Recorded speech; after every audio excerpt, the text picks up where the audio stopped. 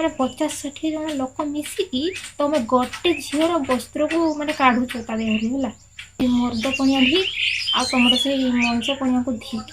ମାନେ ତମ ମୁହଁରେ ନା ମୁତି ଦେବା କଥା ହେଲା, କୁକୁର ମୁତିବା କଥା ତମ ମୁହଁରେ ହେଲା। କିଛି କୁଳାଙ୍ଗାର ଲୋକ ପାଇଁକି ନା ମାନେ ଆମ ଓଡ଼ିଶାଟା ପୁରା ବଦନାମ ହେଲା। ମାନେ କିଛି କୁଳାଙ୍ଗାର ଲୋକମାନଙ୍କ ପାଇଁ ଓଡ଼ିଶାର ଲୋକମାନେ ନା ପଶୁଠୁ ବି ହୀନ ପାଲଟି ଗଲେଣି ହେଲା।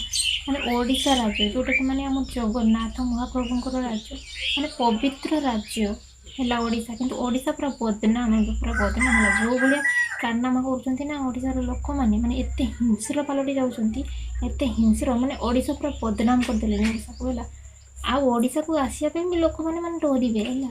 ଆଉ ଯେଉଁ ଆସୁନଥିଲେ କି ବାହାର ଦେଶରୁ ସବୁ ଭ୍ରମଣ କରିବା ପାଇଁ ଜଗନ୍ନାଥ ମନ୍ଦିର ହେଲା କି ଆଉ କେଉଁଠିକି ହେଲା, ଆଉ କେହି ଆସିବେ ହିଁ ନାହିଁ ଟୋଟାଲି ହେଲା। ମାନେ ଓଡ଼ିଶାକୁ ପୁରା ଏମିତି ବଦନାମ କରିକି ରଖିଦେଲେଣି। କେତେଟା ଲୋକ ଅଛନ୍ତି ମାନେ ଏତେ କୁକୁର ଭଳିଆ ହେଉଛନ୍ତି, ମାନେ ଆଉ କହିବାର ନାହିଁ ହେଲା।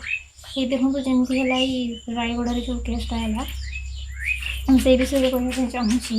ମାନେ 50-60 ଜଣ ଲୋକ ମାନେ ଗୋଟେ ଝିଅକୁ ମାନେ ମାରୁଛନ୍ତି, ତା ଦେହରୁ କପଡ଼ା କାଢ଼ୁଛନ୍ତି। ମାନେ 50-60 ଜଣ ଲୋକ ଗୋଟେ ଝିଅର ଦେହରୁ କପଡ଼ା କାଢ଼ୁଛନ୍ତି।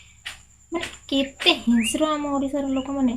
ଆଗରୁ ଆମ ଓଡ଼ିଶା ଏଭଳିଆ ନଥିଲା ହେଲା, କିନ୍ତୁ ଏବେ ଯୁଆଡ଼େ ଦେଖିବ ଖାଲି ହାଣ କାଟ ମାର ପିଟ, ମାନେ କାହାର ବସ୍ତ୍ର ଖୋଲିଦିଅ, ଇଏ କରିଦିଅ, ସେ କରିଦିଅ, ମାନେ ସେଇଆ ସବୁ ଚାଲିଛି ହେଲା। ମାନେ ତମ ମାନେ ସେଇ ଲୋକମାନଙ୍କୁ ମୁଁ କହିବା ପାଇଁ ଚାହୁଁଛି, ତମ ମାନେ ମୁହଁରେ ଲାଜ ଶରମ କି ତମର ମାନେ ଭଉଣୀ ବୋଲି କେହି ନଥିବେ ବୋଧେ ହେଲା।